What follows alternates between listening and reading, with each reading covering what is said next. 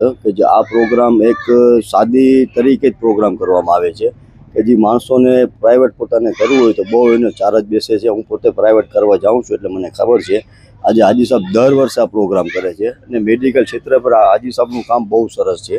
બિલેશ્વરની રીતે આજે 110 ટોટલ છોકરા કટના બેસાડવામાં આવ્યા. એની અંદર અમે 3 ભાઈ હાજી ઝહીરભાઈ, હાજી ઉવેશભાઈ, સાથે સાથે અશફાકભાઈ ને આસિફભાઈને પોતે પ્રોત્સાહન અમને આપ્યું ને અમે આ ધોરાજીથી આવી છીએ ને અમારા કેમ્પ કરેલ છે.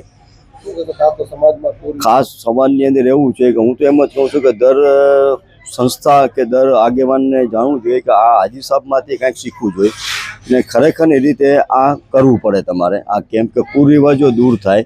જેવી રીતે ઘરે પોતે કરતા હોય છે તો એ લોકોને મિનિમમ એક બાળકના ખર્ચાની અંદર 5-10 હજાર રૂપિયા થઈ જાય છે, બરાબર. અને આ ઇસ્લામિક તરીકેથી અમે આ ખતના કરેલ છે કે જે આજના દોરમાં ઇસ્લામિક તરીકે સાવ નીકળી ગયેલ છે. એની ઉપર અમે પુનરાવર્તન કરી અને આજે ઇસ્લામિક તરીકા અને ઇસ્લામિક શરિયત મુજબ ખતના કરેલ છે કે જે સુન્નત રસૂલ તરીકે કે જે બીજા જે બેસારે રિંગવાળી એ અમું નથી કરતા. અને હાજી સાહેબ દર વર્ષે એમનું કાર્ય બહુ સારું છે. ફ્રી ઓફમાં કોઈ પાસે નથી 1 રૂપિયા ડોનેશન લેતા કે નથી કોઈને કહેતા કે અમને આપો તમે.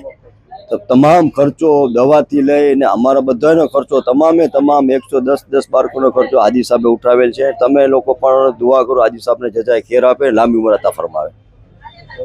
હું જાડેજા રણસિંહ બાપા અને અનેક સંસ્થાઓ સાથે જોડેલ છું. એમાં એક ખાસ કરીને જુનેજા જે સમાજ છે એના હાજી સાહેબ છે એ દરેક જ્ઞાતિના લોકો કોઈ પણ જાતનો કોમ જોયા વગર તમામ જ્ઞાતિના લોકોને સાથે લઈ અને અનેક કેમ્પો કર્યા છે અને હજી કરતા રહીએ છે.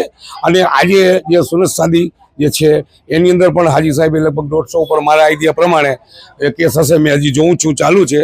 તો આ એક કોમી એકતાનું આદર્શ ઉદાહરણ કહી શકાય કે હાજી સાહેબ વર્ષોથી અને જામનગર એકમાં નહીં આખા જિલ્લાની અંદર હું પોતે પણ સાથે હોઉં છું અને તમામ કેમ્પો કોઈ પણ જાતના નાત જાતના ભેદભાવ વગર અને કોઈ જાતનો ચાર્જ લીધા વગર ફ્રીમાં બધી સેવા આપે છે.